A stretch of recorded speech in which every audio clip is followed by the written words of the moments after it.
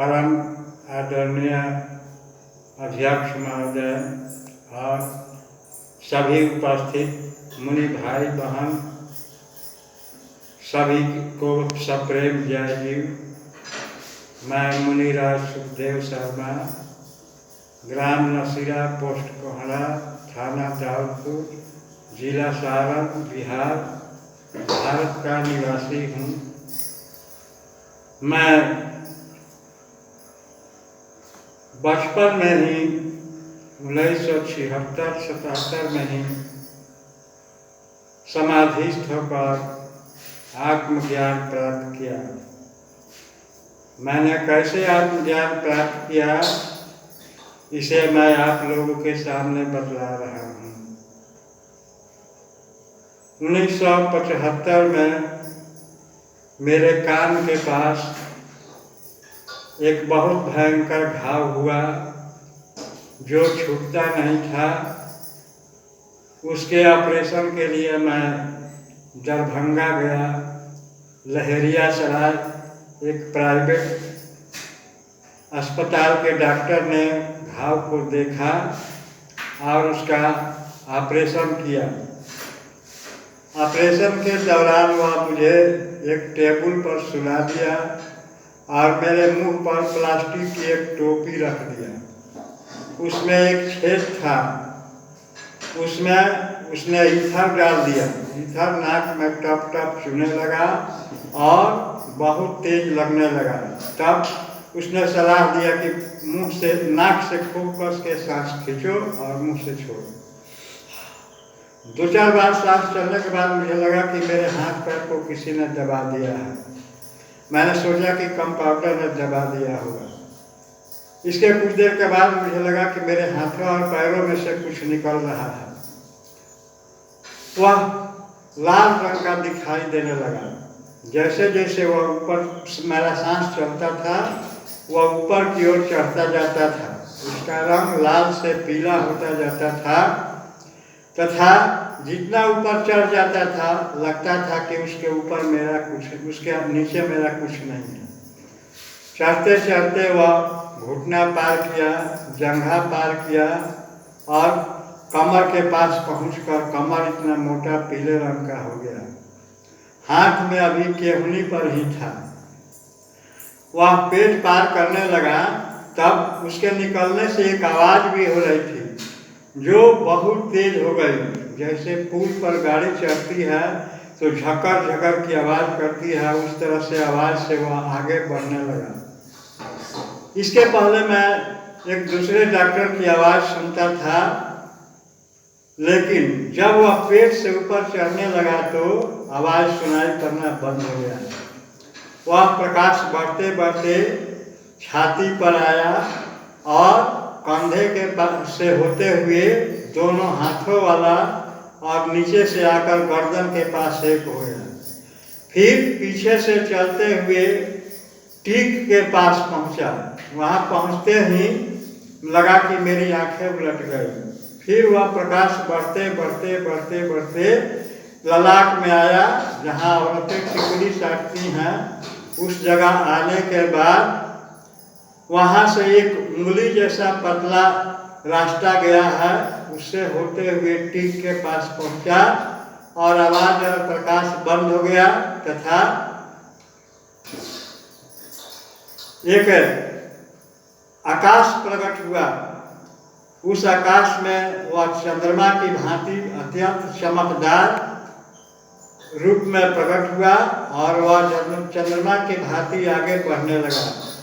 मुझे लगा जैसे मैं शरीर से निकलकर ऊपर सीधे उड़ रहा हूँ और वह घूमते घूमते चंद्रमा की तरह आकर मेरे में मिल गया। जब तक वह मुझसे दूर था तब तक मुझे लगता था जैसे मैं कोई खेल देख रहा हूँ। ना मुझे कोई दुख था ना कोई सुख था। लेकिन जैसे ही वह मेरे में मिला, मेरे में से आवाज़ निकलने लगी कि भगवान तो मैं ही हूँ, इस संसार का मालिक तो मैं ही हूँ। मुझे इतनी खुशी और इतना आनंद हुआ कि उसका वर्णन नहीं किया जा सकता है। फिर मेरे मन में आया कि जिस धरती से उड़कर आया हूँ जरा देखूं कि वह धरती दिखाई देती है कि नहीं। तो धरती का कहीं अता पता नहीं था। मैंने झांक कर देखा, धरती कहीं दिखाई नहीं देती थी। पीले रंग का चमकता हुआ आकाश दिखाई दे रहा था, जैसे पूर्णिमा के रात में चमकता है, परंतु उसमें तारे नहीं थे। शरीर से उस प्रकाश को निकल कर आने में मेरे हिसाब से 15-20 मिनट लगा होगा, और लगभग 5 मिनट में मैं उस स्थिति में था कि भगवान तो मैं ही हूँ। इसके बाद मैं पूर्ण रूप से बेहोश हो गया। ऑपरेशन के बाद मुझे डेरा पर लाया गया। लाने के बाद आधी रात के बाद से मुझे थोड़ा थोड़ा होश आने लगा। मैं कहता था कि भैया मेरा ऑपरेशन हुआ कि नहीं। मैं एक विचित्र लोक में गया था, विचित्र चीज देखता। भैया बोलते सुखदेव सो जाओ, कल बात करना। दूसरे दिन मूंग के दाल की खिचड़ी खाकर दिन भर सोया। तीसरे दिन पट्टी बदलवाने के लिए डॉक्टर के पास गया। उस समय मेरी आयु लगभग 13-14 साल की होगी। वहाँ मेरे जैसे बहुत से लोग आँख कान नाक गला का ऑपरेशन कराने के लिए आए थे। मैंने उनसे पूछा कि जब डॉक्टर ने तुमको बेहोश किया था तुम्हें क्या लगा। सब यही कहते थे कि 2-4 सांस चला, इसके बाद मैं कहाँ हूँ कहाँ नहीं मुझे कुछ पता नहीं, मैं बेहोश हो गया। तब मैंने सोचना शुरू किया कि मैंने ये सब क्यों देखा। मैं तो आज तक कोई नशा वाला चीज़, खैनी बीड़ी पान सिगरेट कुछ नहीं खाया हूँ, तो मुझे तो बेहोश हो जाना चाहिए। मेरे लिए यह प्रश्न बन गया। ऑपरेशन के ठीक 6 महीने बाद फिर घाव हो गया और छूटता नहीं था। इसके बाद मैं गया टाटा में, ऑपरेशन हुआ। ऑपरेशन के बाद भी फिर घाव हो गया। इसके बाद मैं फिर टाटा गया तो वे लोग बोले कि हम आप तो हमारे हित हैं, एक बार आए तो ऑपरेशन करा दिए, फिर दोबारा क्यों आए। मैंने कहा कि इसलिए आया कि जो डॉक्टर ऑपरेशन किया है वो घाव के बारे में जानता है, दूसरा तो नया सिरा से काम करेगा। डॉक्टर ने कहा कि मैंने तो तुम्हारे घाव को काट कर निकाल दिया है, फिर क्यों हो गया।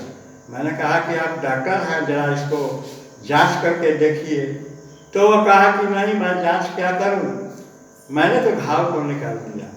एक दिन मेरे हित लोग बोले कि चलो एक काली जी हैं, उनसे कहो कि मेरा घाव छुड़ा दो। मैं काली जी के पास गया और कहा कि यहाँ तो पत्थर रखा हुआ है, काली जी होती तब न मैं कहता, तब न मैं प्रणाम करता, पत्थर को क्या प्रणाम करूँ। इस पर वे लोग रंज हो गए। फिर दूसरे दिन ले गए और कहे कि ये ब्रह्म बाबा है, इनसे कहो कि अपना घाव छुड़ा दे। मैंने कहा कि यहाँ भी तो पत्थर रखा हुआ है। तो लोग खिसिया गए, बोले कि तो भगवान कहाँ है। मैंने कहा कि भगवान मेरे शरीर में है। तो कहा कि जब तुम्हारे शरीर में भगवान है तो तुम डॉक्टर के पास क्यों जाते हो, अपने भगवान से कहकर अच्छा क्यों नहीं हो जाते हो। मैं घर चला आया, लेकिन मेरे भीतर एक प्रतिज्ञा हो गया कि मैं मर जाऊंगा तो मर जाऊंगा, लेकिन डॉक्टर के पास नहीं जाऊंगा। संयोग से कुछ दिनों बाद फिर घाव हुआ। मैंने सोचा कि अब मैं डॉक्टर के पास नहीं जाऊंगा। मेरा घाव पका फूटा और बह गया। तो मैंने उस पर एक ब्रह्मराक्षस तेल नामक तेल एक बार लगाया था कि मेरे चाचा के एक मित्र आए। चाची ने कहा कि वे एक बड़े साधु हैं, उनसे कहो कोई जड़ी बूटी बताएंगे। मैंने उनसे कहा तो उन्होंने कहा कि अंग्रेजी दवा मत खाना, मत लगाना, सिर्फ इस पर लेडी के पत्ते में घी लगाकर सेंक कर साट देना। मैंने लेडी के पत्ते में घी लगाकर साटा। घाव का मुंह 1 अंगुल बड़ा हो गया, उतने पर दूर का चमड़ा कट कर निकल गया।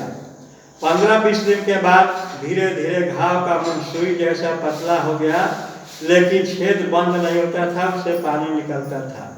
एक दिन मैंने उस पर मलहम लगा दिया तो घाव तो छूट गया, लेकिन फिर पक गया। तब मैं लेडी का पत्ता साटता था और शिव मुनि जी के अनुसार सपित्र योग साधन में बताए गए तप योग और प्राणायाम का साधन शाम को 6 बजे 45 मिनट तप योग और 45 मिनट प्राणायाम करता रहा। इसका परिणाम हुआ कि 15-20 दिन में मेरा घाव जड़ से छूट गया और 1978 से 4 वर्ष का पुराना घाव जो डॉक्टर से नहीं छूटता था वह मेरे इस योग के प्रभाव से ठीक हो गया।